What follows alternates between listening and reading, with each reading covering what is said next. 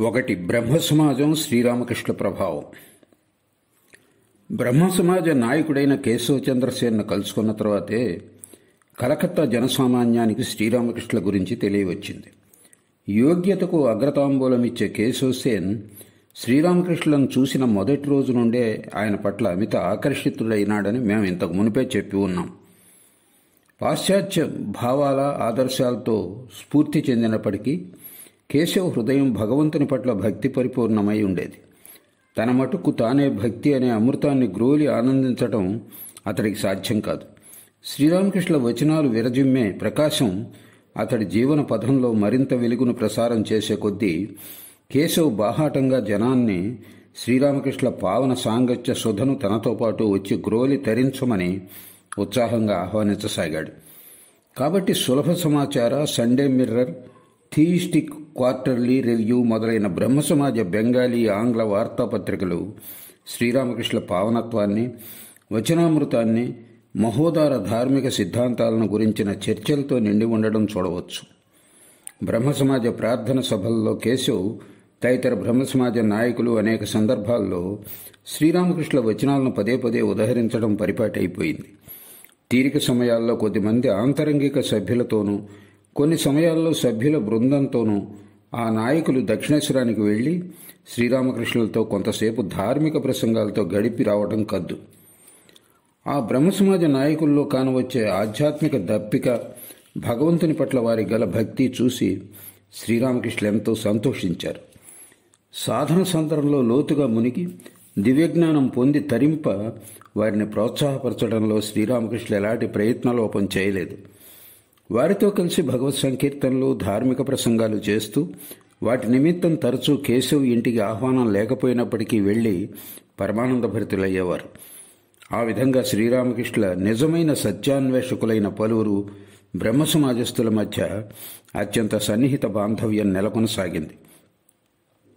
కొన్ని సమయాల్లో శ్రీరామకృష్ణ కేశవ్ ఇంటికే కాక ఇతర బ్రహ్మ సమాజస్థుల ఇళ్లకు కూడా వెళ్లి వారిని ఆనందపరిచి తరింపచేసేవారు. బ్రహ్మ సమాజస్థులైన సింధూరియాపటి వాస్తవ్యుడైన మణిమోహన్ మల్లిక్, మాతఘాసా వీధిలోని జయగోపాల్ సేన్, బారానగర్ సింధీ వాస్తవ్యుడైన వేణిమాధవ్ పాల్, నందన్బాగ్కు చెందిన కాశీశ్వర్ మిశ్రా ఇళ్లకు శ్రీరామకృష్ణ తరచూ ఉత్సవ దినాల్లో వెళ్లి వచ్చేవారు. కొన్ని సందర్భాల్లో శ్రీరామకృష్ణ అకస్మాత్తుగా బ్రహ్మసమాజ ప్రార్థన మందిరానికి వచ్చినప్పుడు కేశవ్ తను ఇస్తున్న ధర్మోపదేశాన్ని అర్ధంతరంగా ముగించి వేదిక దిగి స్వయంగా ఆయన్ను హార్దికంగా ఆహ్వానించేవాడు. ఆయన వచనామృతాన్ని గ్రోలడానికి, ఆయన సంకీర్తనను విని ఆనందంలో తరించిపోవటానికి కేశవ్ తహతహ చెందేవాడు. తమ భావనా ధోరణి, జీవన సరళి గల వ్యక్తులతో ధారాళంగా, నిస్సంకోచంగా మెలగవచ్చు. తమతో ధారాళంగా మెలుగుతూ ఆనందిస్తున్న శ్రీరామకృష్ణులను చూసి బ్రహ్మసమాజస్థులు ఆయన్ను కూడా తమ మత భావనా ధోరణిలో ఉన్న వ్యక్తిగా నిర్ణయించుకోవడంలో ఎలాంటి ఆశ్చర్యం లేదు. అనేక సందర్భాల్లో తమ ఆరాధనా వేడుకల్లో శ్రీరామకృష్ణులు పాల్గొనడం చూసి శాక్తులు, వైష్ణవులు మొదలైన హైందవ సంప్రదాయస్తులు కూడా ఇదే నిర్ణయానికి రావడంలో విడ్డూరం లేదు. శ్రీరామకృష్ణులు సదా భావముఖంలో సుప్రతిష్ఠులై ఉన్నందున ఆయన ఏ సంప్రదాయం లేదా మత శాఖతోనైనా సహజంగా ఇట్టే కలిసిపోయేలా ప్రవర్తించగలరు. ఆ విషయం అప్పుడు ఎవరికి మటుకు అవగతమైంది కనుక శ్రీరామకృష్ణులు బ్రహ్మ సమాజస్థుల కీర్తనల్లో, ధ్యాన సమావేశాల్లో పాల్గొని వారి భక్తి విధానంతో పరిపూర్ణంగా తాదాప్యం చెందినందువలన బ్రహ్మ సమాజస్థులు ఆయన మనస్సు నిరాకార బ్రహ్మంలో పూర్తిగా లీనమైపోయిందని భావించారు. అంతేకాక ఆయన తమ కంటే అత్యధిక ఆనందాన్ని పొందుతున్నారని, ధ్యానంలో తమలా కేవలం అంధకారాన్ని మాత్రమే దర్శించడం లేదని, అసాధారణ జ్యోతి దర్శనాన్ని పొందారని వారు భావించారు. తమ సంస్థాన్ని భగవదర్పితం చేసి ఆయనలో శ్రీరామకృష్ణుల్లా లీనం కాకపోతే అటువంటి పరమానందం, జ్యోతి దర్శనం చవిచూడటం తమకు ఎండమావిగానే మిగిలిపోతుందని బ్రహ్మ సమాజస్థులు అనుకోసాగారు. బ్రహ్మ సమాజస్థుల్లోని సత్యం పట్ల ఇష్టం, పరిత్యాగం, ఆధ్యాత్మిక తృష్ణ మొదలైన సుగుణాలను చూసి వారు పురోగమింప శ్రీరామకృష్ణులు వారికి దోహదం చేయటానికి ప్రయత్నించారు. భగవద్భక్తులను ఏ సాంప్రదాయానికి చెందినప్పటికీ శ్రీరామకృష్ణులు వారిని తమకు అత్యంత ఆప్తులుగా పరిగణించేవారు. అంతేగాక ఆధ్యాత్మిక అన్వేషణలో వారికి దోహదపడి వారు అనుసరించే ఆ పథంలో పరిపూర్ణలు చేయటంలో శ్రీరామకృష్ణులు ఎంతో కృషి చేసేవారు. నిజమైన భక్తులు ఒక ప్రత్యేక కోవకు చెందిన వారని శ్రీరామకృష్ణులు సదా చెప్పేవారు. వారితో కలిసి తినడానికి త్రాగడానికి వారెన్నడూ సంకోచించేవారు కాదు. కాబట్టి కేశవ్, అతడి బృందంలోని విజయకృష్ణ గోస్వామి, ప్రతాపచంద్ర ముజుందార్, చిరంజీవి శర్మ, శివనాథ్ శాస్త్రి, అమృతలాల్ బోస్ తదితరులను శ్రీరామకృష్ణులు అభిమానించేవారని ప్రత్యేకంగా చెప్పనవసరం లేదు. వారితో అంత సన్నిహితంగా మెలగటం వలన పాశ్చాత్య విద్యా ప్రభావం వారిని భారతీయ మతాదర్శానికి సుదూరంగా తీసుకుపోయిందని శ్రీరామకృష్ణులకు అవగతం కావడానికి ఎంతో సమయం పట్టలేదు. పైగా సంఘ సంస్కరణ అనే తమ మతాచరణకు పరాకాష్ఠ అని వారు పరిగణించడం కూడా ఆయన గుర్తించకపోలేదు. కాబట్టి భగవత్ సాక్షాత్కారమే జీవిత పరమావధి అని వారిని అంగీకరించేలా చేయటానికి ఆయన ప్రయత్నించారు. వారి సమాజం ఆ మేరకు వారిని అనుసరించకపోయినా పర్వాలేదన్నారు. తత్ఫలితంగా కేశవ్, అతడి బృందం శ్రీరామకృష్ణులు చూపిన మార్గంలో ఎంతో పురోగమించారు. భగవంతుణ్ణి మధురమైన జగజ్జనని నామంతో సంబోధించే సంప్రదాయం, భగవంతుణ్ణి జగజ్జననిగా ఆరాధించడం బ్రహ్మ సమాజంలో చోటు చేసుకున్నాయి. శ్రీరామకృష్ణుల భావనలు, ఆదర్శాలు బ్రహ్మ సమాజ సంగీత సాహిత్యాల్లో ప్రవేశించి సమాజాన్ని మధురమయం గావించాయి. అంతేకాదు, శ్రీరామకృష్ణుల జీవితం నుండి ఎంతో నేర్చుకోవలసింది ఉందని సమాజ నాయకులు గ్రహించారు. ఏ ఆదర్శాలు, అనుష్ఠానాలు, మూఢనమ్మకాలను ఎంచి బ్రహ్మ సమాజం హిందూ మతం నుండి విడివడిందో వాటిని గురించి పర్యాలోచించవలసింది ఎంతో ఉందని కూడా వారు తెలుసుకున్నారు. పాశ్చాత్య భావాల్లో ఊరిపోయిన కేశవ్, అతడి సహచరులు తమ భావనలను, ఉపదేశాలను సరిగా అర్థం చేసుకోలేదని ప్రారంభం నుండే శ్రీరామకృష్ణులు గ్రహించే ఉన్నారు. పైగా వారు అర్థం చేసుకున్నది కూడా వారికి అంతగా రుచించలేదని ఆయనకు తెలుసు. ఈ విషయం జ్ఞప్తిలో ఉంచుకునే వారికి ఉపదేశించేటప్పుడు ఆయన తరచూ, నా మనస్సుకు తోచింది మీకు చెప్పాను, దాని తలా తోక తీసివేసి మీరు స్వీకరించవచ్చు అని చెప్పేవారు. అంతేకాక సంఘ సంస్కరణ, లౌకిక సుఖభోగాల పట్ల కోరికే బ్రహ్మ సమాజస్తుల్లో అనేకులకు జీవిత లక్ష్యమనే విషయం గ్రహించడానికి ఆయనకి ఎంతో సమయం పట్టలేదు. ఈ విషయం గురించి అనేక సందర్భాల్లో పరిహాసపూర్వకంగా ఈ క్రింది విధంగా చెప్పేవారు. వారి ఉపాసనను తిలకించడానికి కేశవ్ ఇంటికి వెళ్ళాను. భగవంతుని దివ్యశక్తులను చాలాసేపు స్తుతించిన తర్వాత పురోహితుడు, భగవంతుడిని ఇక ధ్యానిద్దాం అని అన్నాడు. వాళ్ళు ఎంతసేపు ధ్యానం చేస్తారో అని ఆశ్చర్యపోయాను. కానీ 2 నిమిషాలు కళ్ళు మూసుకున్నారో లేదో ధ్యానం పూర్తయిపోయింది. ఆ విధంగా ధ్యానించి భగవంతుణ్ణి సాక్షాత్కరించుకోగలరా? ధ్యానం చేస్తున్నప్పుడు వారందరి ముఖాలను పరిశీలించి చూశాను. ఆ తర్వాత కేశవ్తో ఇలా చెప్పాను, ధ్యానిస్తున్నప్పుడు మీ అందరినీ చూశాను. అప్పుడు నాకు ఏమనిపించిందో మీకు తెలుసా? దక్షిణేశ్వరంలో చెట్ల మీద ఒక్కొక్కప్పుడు కోతులు గుంపులుగా అమాయకంగా పెద్ద మనుషుల్లా కూర్చుని ఉంటాయి. కానీ అవి అంత అమాయకమైనవేం కావు. అవి అలా కూర్చుని ఏ ఇంటి కప్పుల మీద సొరకాయలు, గుమ్మడికాయలు ఉన్నాయో అని, లేదా ఏ తోటల్లో అరటికాయలు లభిస్తాయో అని ఆలోచిస్తుంటాయి. కాసేపట్లో గావు కేకలేస్తూ చెట్ల నుండి తోటలోకి దూకి పళ్లను, కాయగూరలను కడుపారం ఎక్కుతాయి. అనేకులు ఆ తీరులో ధ్యానం చేయటం నేను చూశాను. నా మాటలు విని వారంతా నవ్వుకున్నారు. శ్రీరామకృష్ణులు మాకు కూడా ఆ విధంగా హాస్యోక్తులతో బోధించేవారు. ఒకరోజు వివేకానంద స్వామి ఆయన ముందు భక్తి గీతాలు ఆలపించడం మాకు గుర్తుంది. ఆ రోజుల్లో స్వామీజీ తరచూ బ్రహ్మ సమాజానికి వెళ్ళి అక్కడ ధ్యానం, ప్రార్థనలు 2 పూట్ల చేసేవాడు. భక్తితో, ఏకాగ్రతతో అతడు బ్రహ్మం గురించిన ఆ కళంకరహిత పురుషునిపై నీ మనస్సును కేంద్రీకరించు అనే పాటను పాడసాగాడు. ఆ పాటలో సదా ఆయనను ఆరాధించు, ఆయన సాక్షాత్కారానికై సదా పాటుపడు అనే ఒక చరణం ఉంది. స్వామీజీ మనసులో ఈ మాటలు నాటుకుపోయేటట్లు చేయాలని హఠాత్తుగా శ్రీరామకృష్ణులు, కాదు ఆయనను రోజుకు 2 సార్లు ఆరాధించు, ప్రార్థించు అని చెప్పు. నువ్వు ఆచరించిన దాన్ని పదే ఎందుకు వ్యర్థంగా పలుకుతావు అని అన్నారు. అంత పెద్దగా నవ్వారు. స్వామీజీ చిన్నబుచ్చుకున్నాడు. ఆరాధన గురించి మరో సందర్భంలో కేశవ్ తదితర బ్రహ్మ సమాజస్తులకు శ్రీరామకృష్ణులు ఇలా చెప్పారు. ఆయన శక్తులను ఎందుకు అంతగా మీరు వర్ణిస్తారు?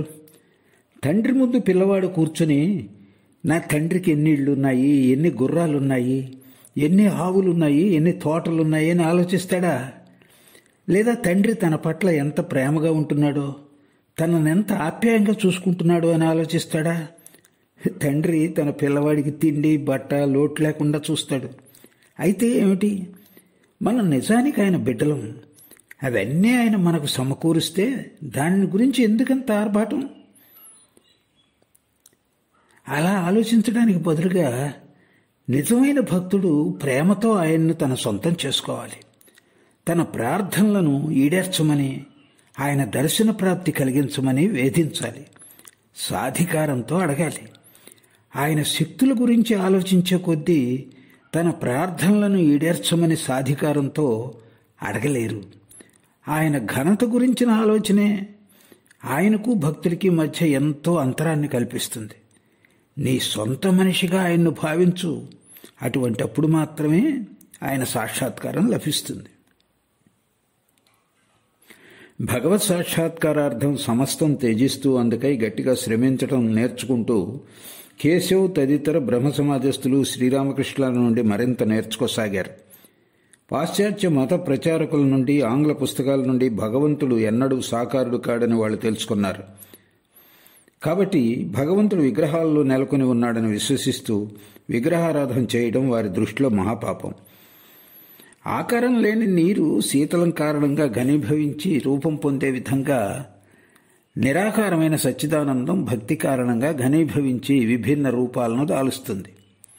బొమ్మ సీతాఫలాన్ని చూసి నిజమైన సీతాఫలం జ్ఞాపకం వచ్చేటట్లు విగ్రహం వైపుకు తిరగగానే భగవంతుని యథార్థ నైజం తెలియవస్తుంది.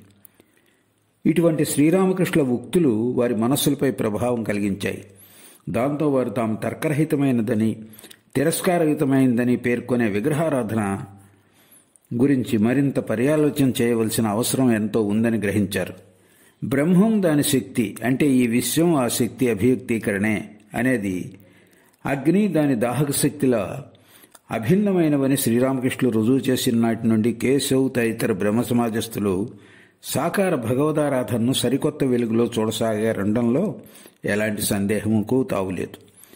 భగవంతుడు నిరాకారుడు కానీ సగుణుడు అని తర్కించడం ఎంత పొరపాటో,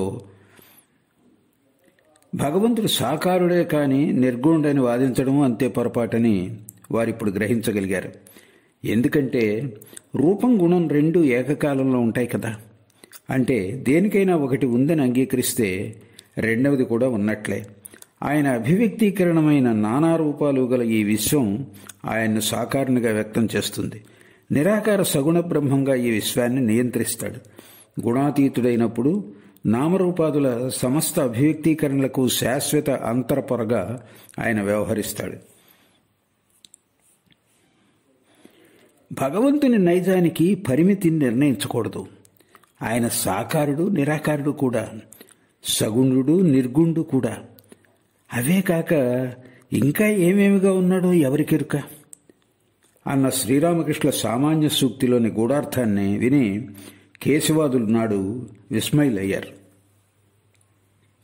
1875 సంవత్సరం కేశవ్ శ్రీరామకృష్ణులను కలుసుకున్న దాదాపు 3 సంవత్సరాల తర్వాత బ్రహ్మ సమాజం కేశవ్ సమర్థ నేతృత్వంలో పాశ్చాత్య భావనల ఆదర్శాల పట్టును బాగా సడలించుకొని క్రొత్త రూపాన్ని సంతరించుకోసాగింది. ఆధ్యాత్మిక సాధనల పట్ల అభిమానం పెరగడం ఈ క్రొత్త పరిణామంలోని ఒక ప్రధాన అంశం. ఈ అంశం సత్వరమే జనాకర్షణను పొందిందనడంలో అతిశయోక్తి లేదు. తదనంతరం 1878 సంవత్సరం మార్చి 6వ తేదీ కేశవ్ తన కుమార్తెను కూచ్ బిహార్ రాజకుమారునికి ఇచ్చి వివాహం చేశాడు. బ్రహ్మ సమాజం నిర్ణయించిన వివాహయోగ్యమైన వధువు వయసు కంటే కేశవ్ కుమార్తె వయసు కాస్త చిన్నదవడం వలన సమాజంలో ఈ వివాహం విమర్శాదుమారాన్ని లేవదీసింది.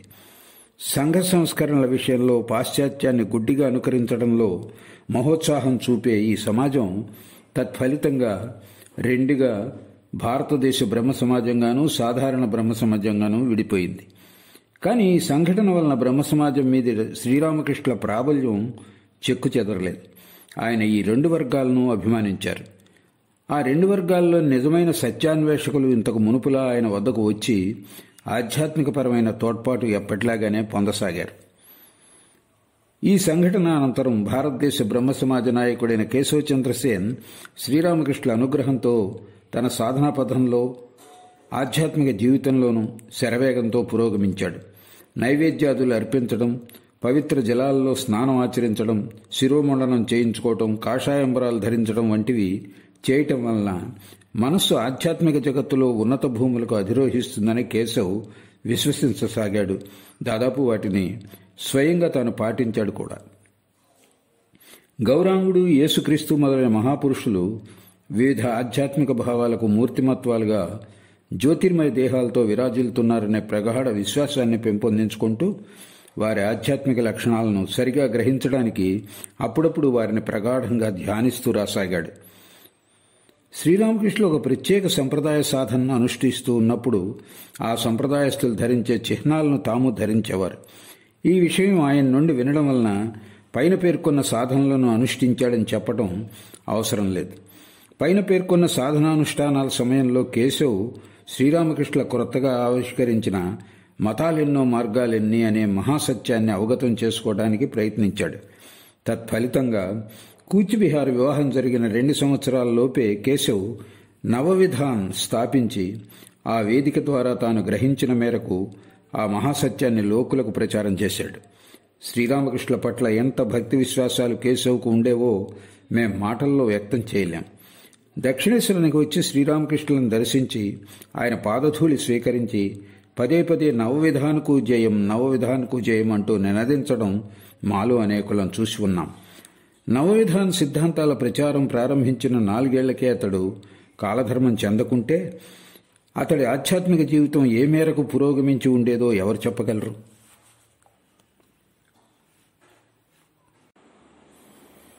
కేశవ్ను శ్రీరామకృష్ణులు అత్యంత ఆప్తునిగా పరిగణించేవారు.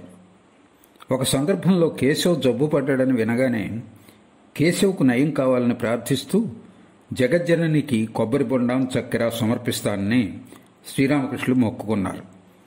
అతన్ని చూడటానికి వెళ్లి ఎంతో బలహీనంగా ఉన్న కేశవుని చూసి శ్రీరామకృష్ణులు కంటతడి పెట్టుకున్నారు. అప్పుడు అతడితో ఇలా అన్నారు: తోటమాలి కొన్ని సందర్భాల్లో గులాబీ మొక్క కొమ్మలను మాత్రమే కత్తిరించడు, మొక్క వ్రేళ్లను పెకలించి సూర్యరశ్మి, మంచు ఆ వ్రేళ్ల మీద పడేటట్టు చేస్తాడు. అప్పుడు ఆ గులాబీ మొక్క చక్కని పెద్ద పువ్వులను పూస్తుంది. ఆ ఉద్దేశం నిమిత్తమే తోటమాలిని దేహానికి ఈ స్థితి కల్పించాడు. 1884 సంవత్సరం కేశవచంద్రసేన్ మరణవార్త వినగానే శ్రీరామకృష్ణులు దుఃఖసాగరంలో మునిగిపోయి 3 రోజుల పాటు మంచం మీద నుండి లేవలేదు, ఎవరితోనూ మాట్లాడనూ లేదు.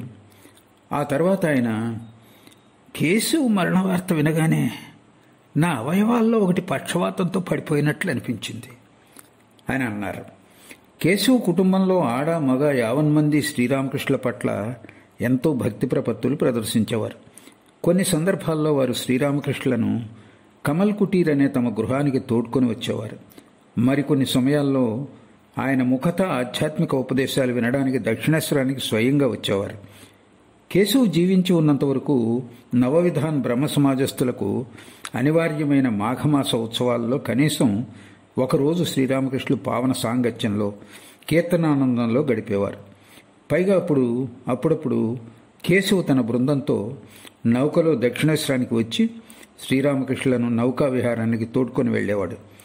నౌకలో శ్రీరామకృష్ణుల సంకీర్తనలతో పాటు పావన ప్రసంగాలతో కేశవ బృందం యావత్తు తన్మయులైపోవడం కద్దు.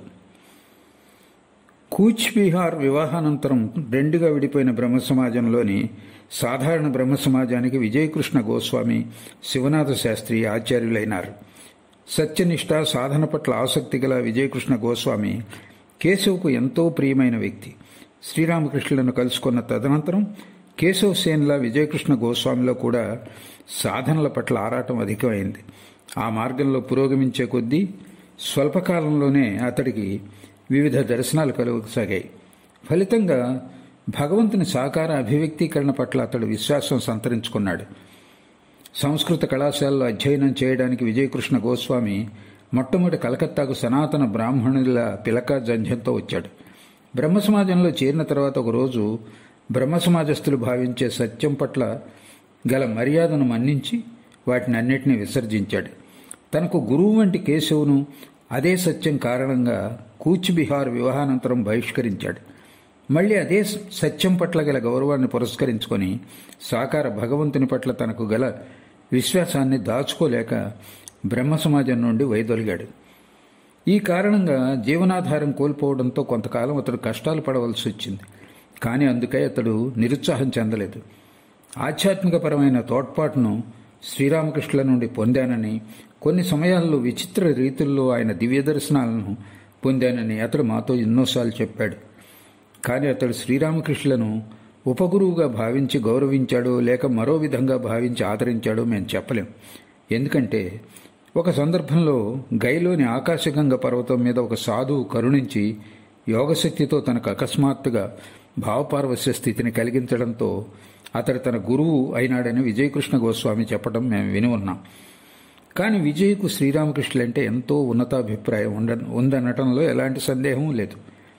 విజయ్ నుండి స్వయంగా మేము విన్న విషయం ఈ పుస్తకంలో మరొక చోట వివరించాం. బ్రహ్మ సమాజం నుండి వైదొలిగిన తర్వాత రోజులు గడిచే కొద్దీ విజయ్ ఆధ్యాత్మిక జీవితం ప్రగాఢతరం కాసాగింది. కీర్తనానందంలో విజయకృష్ణ గోస్వామి పొందే భావపారవస్యం, చేసే విశృంఖల నృత్యం చూసి జనం ముగ్ధులయ్యేవారు. అతడి ఆధ్యాత్మిక స్థితిని గురించి స్వయంగా శ్రీరామకృష్ణులు మాతో ఇలా చెప్పి ఉన్నారు. ఆధ్యాత్మిక సాక్షాత్కార పరాకాష్ఠకు పక్కనున్న గదిని విజయ్ చేరుకున్నాడు. ఆ గది తలుపులు తడుతున్నాడు. ఆధ్యాత్మికత లోతుపాతులను అనుభూతం చేసుకున్న తర్వాత విజయ్ అనేకులకు మంత్రదీక్షనొసిగాడు. శ్రీరామకృష్ణులు మహాసమాధి చెందిన 14 సంవత్సరాల తర్వాత విజయకృష్ణ గోస్వామి పూరీలో పరమపదించాడు.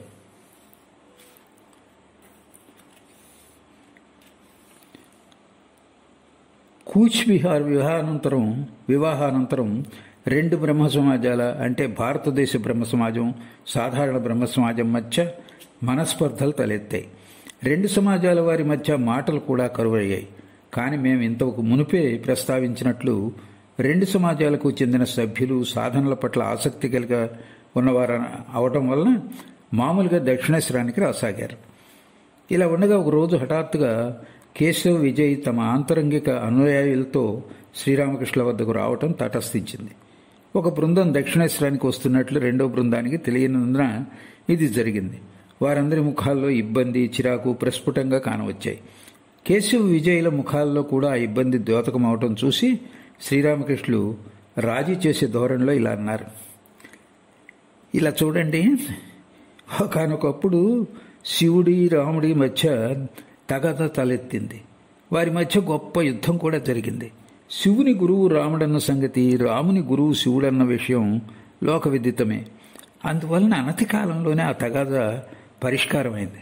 కానీ శివుని భూతగణాలకు, రాముని శిష్యులైన వానరులకు మధ్య మాత్రం సఖ్యత ఎన్నటికీ కుదరలేదు. భూతగణాలకు, వానరులకు మధ్య ఘర్షణ సర్వదా కొనసాగుతూనే వచ్చింది. పిదప కేశవ్, విజయులను సంబోధిస్తూ ఆయన ఇలా చెప్పారు. జరిగిందేదో జరిగిపోయింది. మీ మధ్య ఇకపై మనస్పర్ధ ఉండకూడదు. అది భూతగణాలకు, వానరులకు పరిమితమై ఉండనివ్వండి. ఈ సంఘటన అనంతరం కేశవ్, విజయులు కనీసం ఒకరితో ఒకరు మాట్లాడుకోవటం మొదలుపెట్టారు. తన ప్రత్యక్ష ఆధ్యాత్మిక అనుభూతుల కారణంగా విజయకృష్ణ గోస్వామి సాధారణ బ్రహ్మ సమాజాన్ని విడిచిపెట్టిపోగానే అతడి పట్ల భక్తి విశ్వాసాలు ఉన్న వారంతా కూడా సమాజం నుండి వైదొలిగారు. పర్యవసానంగా సమాజం తేజోవిహీనమైంది.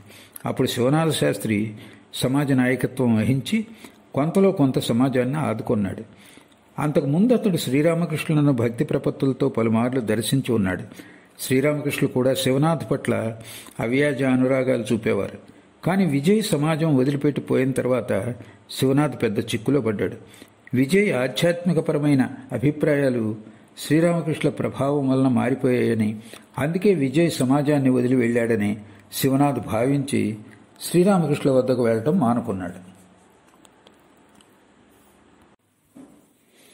వివేకానంద స్వామి అంతకు కొద్ది కాలం క్రితమే సాధారణ బ్రహ్మ సమాజంలో చేరాడు. శివనాథ్ తదితరులకు ప్రీతిపాత్రుడయ్యాడు. సాధారణ బ్రహ్మ సమాజంలో చేరినప్పటికీ వివేకానంద స్వామి అప్పుడప్పుడు కేశవ్ వద్దకు, దక్షిణేశ్వరంలోని శ్రీరామకృష్ణుల వద్దకు వెళ్లి వచ్చేవాడు. వివేకానంద స్వామి ఇలా చెప్పారు. శ్రీరామకృష్ణుల వద్దకు వెళ్లడం ఎందుకు మానుకొన్నారని అడిగినప్పుడు శివనాథ శాస్త్రి, తరచూ నేను అక్కడికి వెళితే నన్ను అనుకరించిన తక్కిన బ్రహ్మ సమాజస్తులందరూ కూడా అక్కడికి పోతారు, ఫలితంగా సమాజం మూతపడుతుంది అని జవాబు ఇచ్చాడు. తనను కూడా దక్షిణేశ్వరానికి వెళ్లవద్దని శివనాథ్ సలహా ఇచ్చాడని కూడా స్వామీజీ చెప్పారు. అంతేకాక శ్రీరామకృష్ణ భావపారవశ్యం వగైరాలన్నీ నరాల బలహీనత ఫలితాలే, భౌతికపరమైన కఠోర శ్రమ కారణంగానే ఆయనకు మతి చెడింది అని కూడా శివనాథ్ చెప్పాడట. శ్రీరామకృష్ణులకి ఈ విషయం తెలిసినప్పుడు ఆయన ఏమన్నారో మరొక చోట ప్రస్తావించాం. ఏది ఏమైనప్పటికీ శ్రీరామకృష్ణుల ప్రభావం వలన సాధనల పట్ల ఆసక్తి బ్రహ్మ సమాజంలో జనించింది. నవవిధాన్ సాధారణ బ్రహ్మ సమాజంలోని సత్యాన్వేషకులందరూ భగవత్ సాక్షాత్కారార్థం తమ జీవితాలను మలచుకునే ప్రయత్నంలో మునిగిపోయారు. ఓసారి ప్రతాప్ చంద్ర ముజుందార్ శ్రీరామకృష్ణ సాంగత్యం కోరి దక్షిణేశ్వరానికి వచ్చినప్పుడు బ్రహ్మ సమాజస్తులు శ్రీరామకృష్ణ సాంగత్య లబ్ధి పొందిన తర్వాత సమాజ ఆధ్యాత్మిక భావాల పురోగతి, నైజం గురించి చెప్పమని మేము అతన్ని ప్రశ్నించాం. అందుకతడు, ఆయన్ని దర్శించుకోవడానికి ముందు మతం అంటే ఏమిటో మాకు అవగతం అయిందా, ఉత్త డాబురాయిళ్ళం. ఆయన్ను చూసిన తర్వాతే నిజమైన ధార్మిక జీవితం అంటే ఏమిటో మాకు అర్థమైంది. అప్పుడు ఆచార్య చిరంజీవి శర్మ అంటే త్రైలోక్యనాథ్ సన్యాల్ కూడా అక్కడే ఉన్నాడు. నవవిధాన్పై శ్రీరామకృష్ణ ప్రభావం స్పష్టంగా తెలియవస్తుంది. విజయకృష్ణ గోస్వామి ఆచార్య పదవిలో ఉన్నంత వరకు సాధారణ బ్రహ్మ సమాజంపై శ్రీరామకృష్ణ ప్రభావం కొంతలో కొంత ఉంటూనే వచ్చింది. కానీ విజయ్ తదితరులు సాధారణ బ్రహ్మ సమాజాన్ని వదిలిపెట్టిపోయాక పై ప్రభావం తగ్గింది. ఆ సమాజం ఆధ్యాత్మికతను కోల్పోయి సంఘ సంస్కరణాది కార్యాల్లో నిమగ్నమైంది.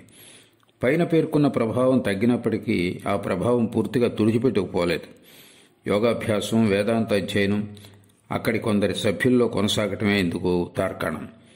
వారిలో కొందరు కర్తాభాజా సంప్రదాయస్తులు పాటించే వైదిక సూత్రాలను అనుసరించి ధ్యానం సహాయంతో భౌతిక రుగ్మతలను నయం చేయడానికి ప్రయత్నిస్తున్నారని కూడా మాకు తెలియవచ్చింది. నవవిధాన ఆచార్యుడైన చిరంజీవి శర్మ బ్రహ్మ సమాజ సంగీత పురోభివృద్ధికి ఎంతో కృషి చేశాడు. కానీ శ్రీరామకృష్ణ భావపారవశ్యతలు, సమాధులు చూసి దివ్య దర్శనాదుల గురించి విన్న తర్వాతే ఉన్నత భావాలను జాగృతం చేసే గీతాలకు స్వరకల్పం చేశాడని తెలియవస్తుంది. అతడి కొన్ని పాటల్లో మొదటి చరణాలని క్రింద పొందుపరుస్తున్నాం. ఓ జననీ నీ నిరాకార సౌందర్య చిమ్మ చీకట్లో ప్రకాశిస్తున్నది. ఓ జననీ నీ నిరాకార సౌందర్యం చిమ్మ చీకట్లో ప్రకాశిస్తున్నది. అగాధ సమాధి సాగరం ఎల్లలు లేనిది. ఆహా, చైతన్య గగనాన దివ్య ప్రేమచంద్రుడు ఉదయించాడు. పరమానంద సాగర జలాలలో దివ్య ప్రేమానందపు తరంగాలు. ఓ జననీ దివ్యోన్మత్తతను నాకు ప్రసాదించు. ఈ అద్భుత గీతాలకు స్వరకల్పం చేసిన చిరంజీవి శర్మకు వంగ ప్రజలు 50 మంది, దేశం మొత్తంలోని సాధకులందరూ ఎంతో రుణపడి ఉన్నారంటం అతిశయోక్తి కాదు. కేవలం శ్రీరామకృష్ణ భావపారవశ్యాన్ని మాత్రమే చూసి ఈ పాటలను రచించాడనడంలో ఎలాంటి సందేహమూ లేదు. చిరంజీవి శర్మది మృదుమధుర కంఠస్వరం.